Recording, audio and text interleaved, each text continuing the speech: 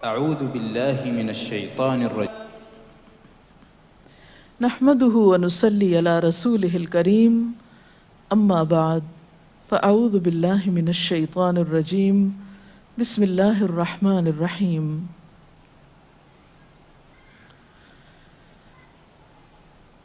ایک پاکیزہ معاشرہ اسی وقت وجود میں آ سکتا ہے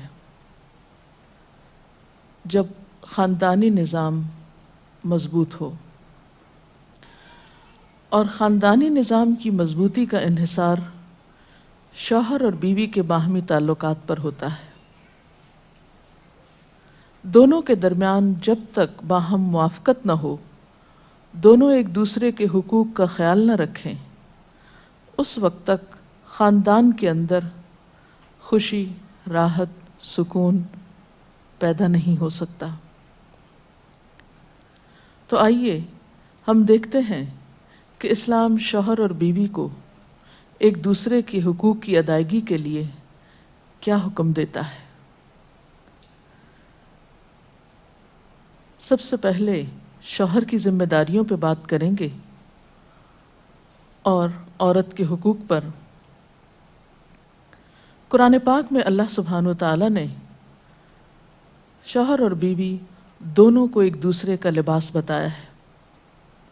ارشاد باری تعالیٰ ہے، ہن لباس لکم وانتم لباس لہن، وہ تمہارا لباس ہیں اور تم ان کا لباس ہو. اور لباس انسان کے لیے حفاظت، زیب و زینت اور سکون کا باعث ہوتا ہے. انسان اپنے لباس سے پہچانا جاتا ہے. انسان اپنے لباس کی کیئر کرتا ہے، اس کی حفاظت کرتا ہے، نگہداشت کرتا ہے، اس کے بارے میں کانشیس ہوتا ہے، اس سے غافل نہیں ہوتا، کیونکہ وہ اس کی شخصیت کو خوبصورت بناتا ہے. اور اگر لباس اچھا نہیں تو شخصیت داغدار ہو جاتی ہے. تو جس طرح لباس اور جسم کا باہم تعلق ہے، ایک مضبوط تعلق، قریبی تعلق، اسی طرح شوہر اور بیوی کا بھی باہم ایک مضبوط قریبی تعلق ہوتا ہے. اس لیے دونوں جب تک ایک دوسرے کے حقوق ادا نہ کریں، دونوں ایک دوسرے کا خیال نہ رکھیں، تو کوئی بھی خوشگوار خاندان جنم نہیں لے سکتا. تو آئیے دیکھتے ہیں کہ اس سلسلے میں اسلام کی تعلیمات کیا ہیں. سب سے پہلے شوہر کو یہ تلقین کی گئی کہ وہ بیوی کے ساتھ اچھا سلوک کرے. قرآن پاک میں اللہ تعالیٰ فرماتے ہیں، وَعَاشِرُوهُنَّ بِالْمَعْرُوفِ، اور ان عورتوں کے ساتھ معروف طریقے سے، بھلے طریقے سے زندگی بسر کرو. حجۃ الوداع کے موقع پر نبی صلی اللہ علیہ وسلم نے مردوں کو تلقین کرتے ہوئے فرمایا، لوگو سنو، عورتوں کے ساتھ اچھے سلوک سے پیش آؤ، کیونکہ وہ تمہارے پاس قیدیوں کی طرح ہیں.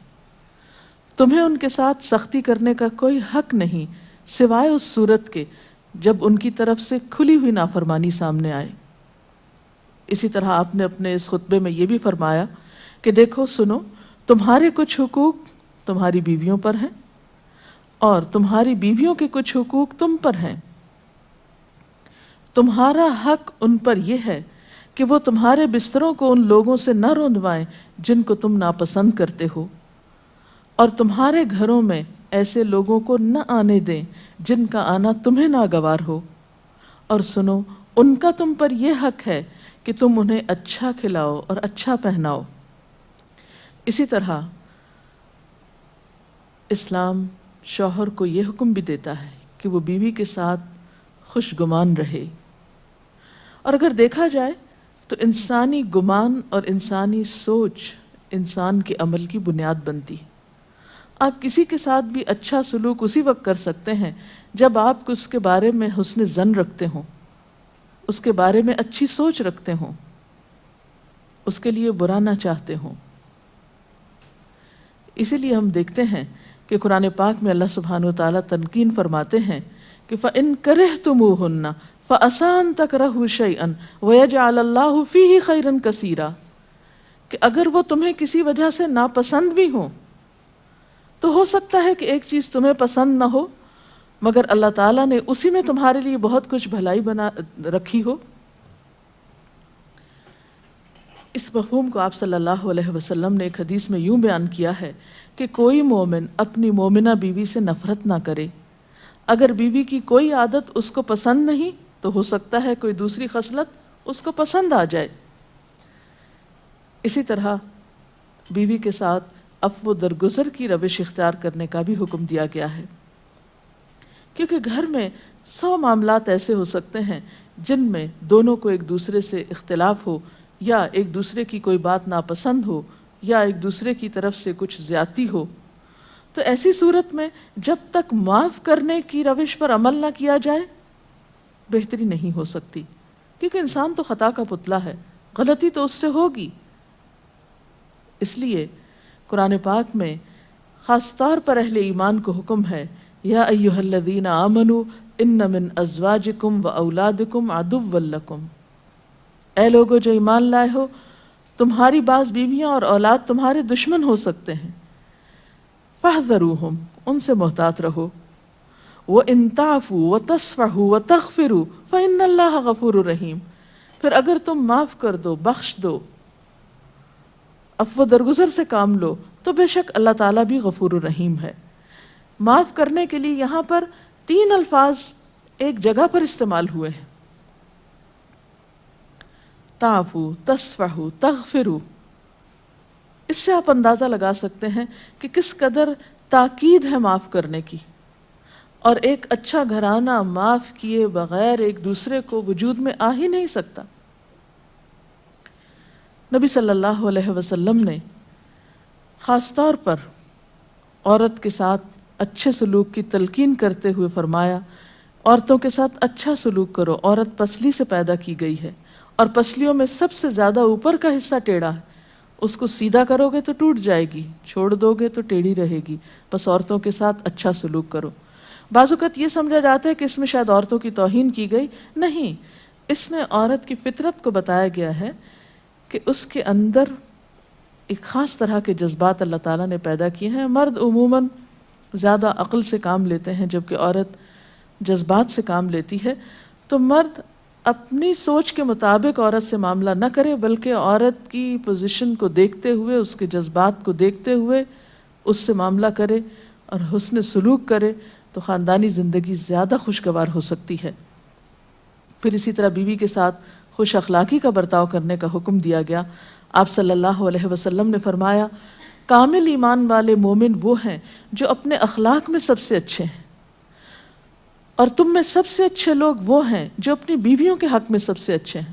ہمارے ہاں تو اس شخص کو زن مرید کہا جاتا ہے جو بیوی کے ساتھ اچھا سلوک کرتا ہو، حالانکہ اللہ کے رسول صلی اللہ علیہ وسلم کے نزدیک سب سے اچھا مومن وہ ہے جو بیوی کے حق میں خوش اخلاقی برتتا ہے۔ یعنی کسی انسان کی خوش اخلاقی کا ثبوت اس سے نہیں دیا جائے گا کہ وہ اپنے گھر سے باہر کس کے ساتھ کیسا ہے، بلکہ یہ دیکھا جائے گا کہ وہ گھر کے اندر کیسا سلوک کر رہا ہے اپنے قریب ترین انسان کے ساتھ۔ حضرت عائشہ رضی اللہ تعالیٰ عنہا فرماتی ہیں کہ میں نبی صلی اللہ علیہ وسلم کے ہاں گڑیوں سے کھیلا کرتی تھی، میری سہیلیاں بھی میرے ساتھ کھیلتی، جب نبی صلی اللہ علیہ وسلم تشریف لاتے تو سب ادھر ادھر چھپ جاتی، آپ ڈھونڈ ڈھونڈ کر ایک ایک کو میرے پاس بھیجتے تاکہ وہ میرے ساتھ کھیلیں۔ اس سے آپ اندازہ لگا سکتے ہیں کہ آپ صلی اللہ علیہ وسلم کا اپنے ازواج مطہرات کے ساتھ کیسا سلوک تھا، کیسا معاملہ تھا، اور وہ ان کے جذبات کا کس قدر خیال رکھتے تھے۔ اسی طرح شوہر کی ذمہ داریوں میں سے یہ ذمہ داری بھی ہے کہ وہ بیوی کو خوش دلی سے نان نفقہ دے، اس کی ضروریات پوری کرے۔ اس سے نہ صرف یہ کہ دنیاوی اعتبار سے وہ اپنی ذمہ داری پوری کرے گا، بلکہ آخرت کے اعتبار سے بھی وہ بہترین اجر و ثواب کا مستحق ہوگا۔ نبی صلی اللہ علیہ وسلم نے فرمایا، 1 دینار وہ ہے جو تم نے اللہ کی راہ میں خرچ کیا، ایک وہ ہے جو تم نے کسی غلام کو آزاد کرنے میں خرچ کیا، ایک وہ ہے جو تم نے کسی فقیر کو صدقے میں دیا، اور ایک وہ ہے جو تم نے اپنے گھر والوں کو صدقے میں دیا، یعنی اپنی بیوی کو کھلایا، اس کی ضروریات پوری کرنے پہ لگایا۔ ان میں سب سے زیادہ اجر و ثواب اس دینار کے خرچ کرنے کا ہے جو تم نے اپنے گھر والوں پہ خرچ کیا۔ وہ لقمہ جو شوہر اپنی بیوی کو کھلاتا ہے وہ شوہر کے حق میں صدقہ لکھا جاتا ہے، یعنی فریضے کی ادائیگی تو اپنی جگہ، لیکن اس کا خرچ کرنا اس کے لیے باعث ثواب ہے اس مد میں۔ پھر اسی طرح بیوی بچوں کی دینی تعلیم و تربیت، یہ بھی شوہر کی ذمہ داری۔ قرآن پاک میں اللہ تعالیٰ فرماتے ہیں یا ایھا الذین آمنوا قوا انفسکم واہلیکم نارا، اے لوگو جو ایمان لائے ہو، اپنے آپ کو اور اپنے گھر والوں کو آگ سے بچاؤ۔ قرآن پاک میں نبی صلی اللہ علیہ وسلم کے ذریعے امت کو حکم دیا گیا ہے وَأْمُرْ أَهْلَكَ بِالصَّلَاةِ وَاصْطَبِرْ عَلَيْهَا، کہ اپنے گھر والوں کو نماز کا حکم دو اور خود بھی اس کی پابندی کرو۔ اسی طرح بیوی کے لیے بھی کچھ احکامات ہیں، بیوی کی بھی کچھ ذمہ داریاں ہیں جو اسے شوہر کے حق میں پوری کرنا ہے۔ پہلی ذمہ داری یہ کہ بیوی خوشی کے ساتھ شوہر کی اطاعت کرے۔ قرآن پاک میں نیک عورتوں کی صفت یہ بتائی گئی ہے فالصالحات قانتات، نیک عورتیں فرما بردار ہوتی ہیں، ایک طرف اللہ کی اطاعت گزار اور دوسری طرف شوہر کی اطاعت گزار۔ شوہر کی اطاعت کے بارے میں ایک حدیث میں آتا ہے، آپ صلی اللہ علیہ وسلم نے فرمایا 2 قسم کے لوگ ایسے ہیں کہ جن کی نمازیں ان کے سروں سے اوپر نہیں جاتی، ایک وہ غلام جو اپنے آقا سے بھاگ جائے جب تک کہ واپس نہ آئے، اور دوسرے وہ بیوی جو اپنے شوہر کی نافرمانی کرے جب تک کہ نافرمانی سے باز نہ آ جائے۔ یہاں تک حکم ہے کہ بیوی شوہر کے معاملے میں کسی دوسرے کی بات نہ مانے، یعنی شادی کے بعد ایک عورت جب شوہر کے گھر چلی جاتی ہے تو پھر شوہر کا حق سب سے بڑا ہو جاتا ہے۔ بعض اوقات ہمارے معاشرے میں ایک طرف شوہر کچھ کہتا ہے، دوسری طرف والدین کچھ کہتے ہیں، تیسری طرف کسی اور کا مشورہ کچھ ہوتا ہے، عورت بیچاری بیچ میں پس جاتی ہے۔ ایسے موقع پر عورت کے لیے کیا لازم ہے، اس کی پرائرٹی کیا ہوگی کہ وہ اپنے شوہر کی بات مانے۔ عورت کی دوسری بڑی ذمہ داری اپنی آبرو اور عزت و عصمت کی حفاظت ہے۔ عورت کوئی ایسا کام نہ کرے جس سے اس کی عفت و عصمت پر کچھ حرف آئے۔ ازدواجی زندگی کی خوشی کا راز باہم ایک دوسرے پر اعتماد ہے۔ اگر کوئی بھی ایسا کام عورت کرتی ہے جس سے شوہر کے دل میں شک ہو جاتا ہے، اعتماد ختم ہو جاتا ہے، تو اس سے ازدواجی زندگی کی خوشیاں ختم ہو جاتی ہیں۔ یہ اعتماد بے حد ضروری ہے، اور اس کے لیے اپنی عزت عصمت کی خصوصی حفاظت۔ نبی صلی اللہ علیہ وسلم نے فرمایا عورت جب 5 وقت کی نماز پڑھے، اپنی آبرو کی حفاظت کرے، اپنے شوہر کی فرما بردار رہے، تو وہ جنت کے جس دروازے سے چاہے داخل ہو جائے۔ اسی لیے شوہر کی اجازت اور مرضی کے بغیر گھر سے بھی نہیں نکلنا چاہیے۔ حضرت معاذ بن جبل کہتے ہیں کہ نبی صلی اللہ علیہ وسلم نے فرمایا خدا پر ایمان رکھنے والی عورت کے لیے جائز نہیں کہ وہ اپنے شوہر کے گھر میں کسی ایسے کو آنے دے جس کا آنا شوہر کو پسند نہ ہو، اور ویسی صورت میں گھر سے نکلے جب اس کا نکلنا شوہر کو پسند نہ ہو۔ اطاعت کے علاوہ شوہر کو خوش رکھنا یہ بھی بے حد ضروری ہے۔ نبی صلی اللہ علیہ وسلم نے فرمایا جس عورت نے اس حال میں انتقال کیا کہ اس کا شوہر اس سے خوش تھا تو وہ جنت میں داخل ہوگی۔ اور عموماً کسی کی خوشی کے لیے انسان اپنے جذبات کی قربانی دیتا ہے، بعض اوقات اپنی سوچ کی قربانی دیتا ہے، بعض اوقات اپنے کسی اور راحت و آرام کی قربانی دیتا ہے۔ تو ایک عورت جب اپنے شوہر کو خوش کرتی ہے تو جواباً اس کے لیے خوشی پلٹتی ہے۔ اس لیے گھریلو زندگی کی خوشی کا انحصار اسی بات پر ہے کہ دونوں ایک دوسرے کے لیے قربانی کے جذبات رکھتے ہوں، ایک دوسرے کے لیے رحمت اور ایک دوسرے کے لیے مودت کا ذریعہ ہوں، جیسا کہ قرآن پاک میں شادی کا مقصد ہی یہ بتایا گیا کہ دونوں کے درمیان باہم مودت اور رحمت کے جذبات ہوں، ایک دوسرے کے لیے سکون کا باعث ہوں، تاکہ انسانی زندگی بہترین طریقے پر رواں دواں رہے۔ اسی طرح شوہر سے محبت کا اظہار کرنا، اس کے ساتھ وفادار رہنا، اس کا احسان ماننا، یہ بھی بے حد ضروری ہے۔ حضرت اسماء کہتی ہیں کہ ایک بار نبی صلی اللہ علیہ وسلم میرے پاس سے گزرے، میں اپنی سہیلیوں کے ساتھ تھی، آپ نے ہمیں سلام کیا اور ارشاد فرمایا تم پر جن کا احسان ہے ان کی ناشکری سے بچو۔ تم میں سے ایک اپنے ماں باپ کے گھر کافی دنوں تک بن بیاہی بیٹھی رہتی ہے، پھر اللہ تعالیٰ اس کو شوہر عطا کرتا ہے، اولاد دیتا ہے، اور ان سارے احسانات کے باوجود اگر کبھی کسی بات پہ شوہر سے ناراض ہوتی ہے تو کہہ اٹھتی ہے میں نے تو کبھی تمہاری طرف سے کوئی بھلائی دیکھی ہی نہیں۔ تو یہ جملہ ناشکری کا جملہ ہے جو عورت کو نہیں بولنا چاہیے۔ قیامت کے دن اللہ تعالیٰ اس عورت کی طرف نظر رحمت اٹھا کر نہیں دیکھے گا جو شوہر کی ناشکری ہوگی۔ اور آخری بات یہ کہ عورت کے اوپر لازم ہے کہ وہ اپنے گھر بار، مال و اسباب اور اپنی ذمہ داریوں میں شوہر کی مددگار رہے، شوہر کی وفادار رہے۔ آپ صلی اللہ علیہ وسلم نے فرمایا قریش کی عورتیں کتنی اچھی عورتیں ہیں جو بچوں پہ بہت مہربان اور شوہر کے گھر بار کی حفاظت کرنے والی ہیں۔ آپ صلی اللہ علیہ وسلم نے ایک اچھی عورت کی خوبیاں بیان کرتے ہوئے فرمایا مومن کے لیے خوف خدا کے بعد سب سے مفید اور باعث خیر نعمت نیک بیوی ہے۔ اور نیک بیوی کون؟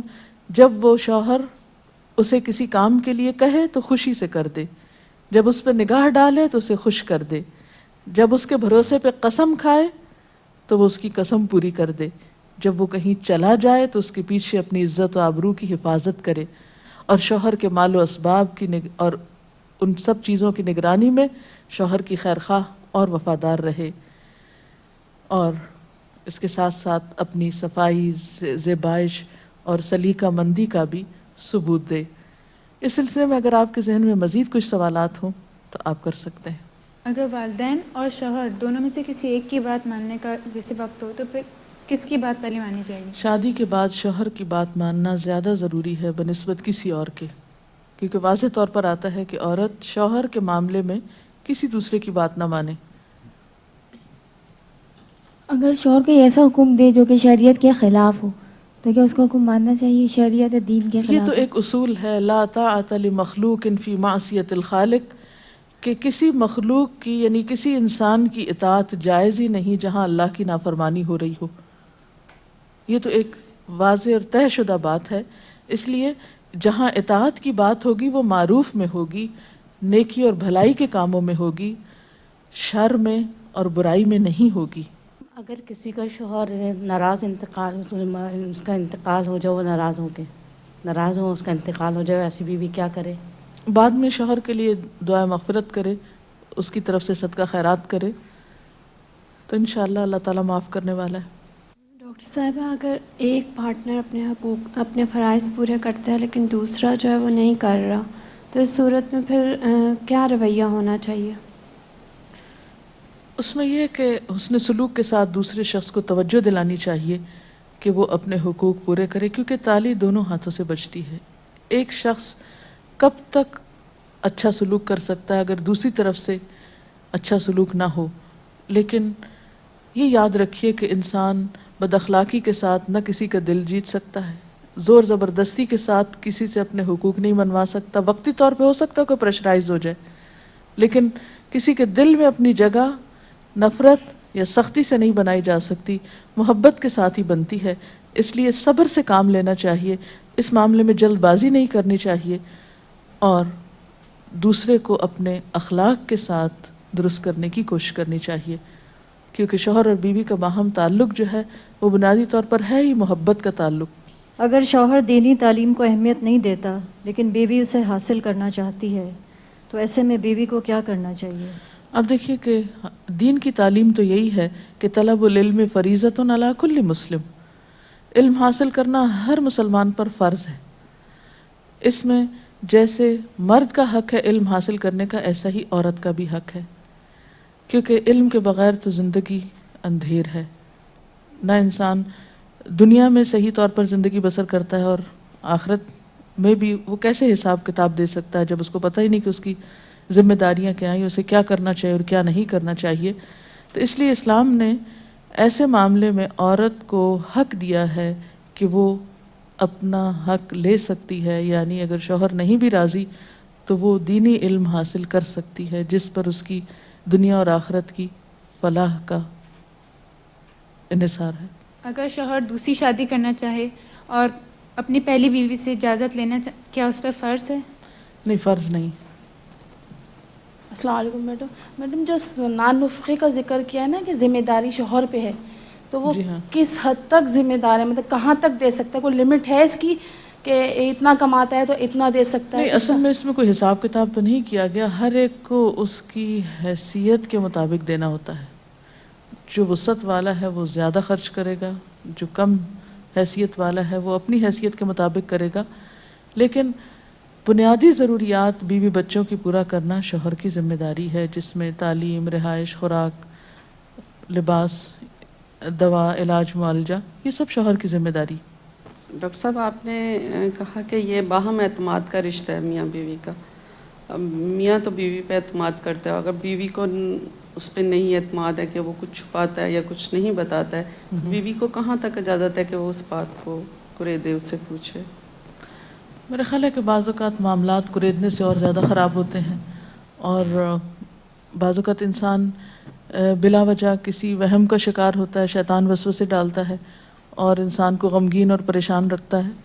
تو اس میں یہ ہے کہ انسان کو تجسس کرنے سے منع کیا گیا ہے، کیونکہ اس سے حاصل کچھ نہیں ہوتا، اور انسان کے ظاہر پر ہی معاملہ کرنا چاہیے اس سے. اس کے ساتھ ہی آج کے پروگرام کا وقت ختم ہوتا ہے. اب اجازت چاہتے ہیں. السلام علیکم ورحمۃ اللہ وبرکاتہ. اللہ اکبر، اللہ اکبر، لا الہ الا اللہ، واللہ اکبر، اللہ اکبر وللہ الحمد.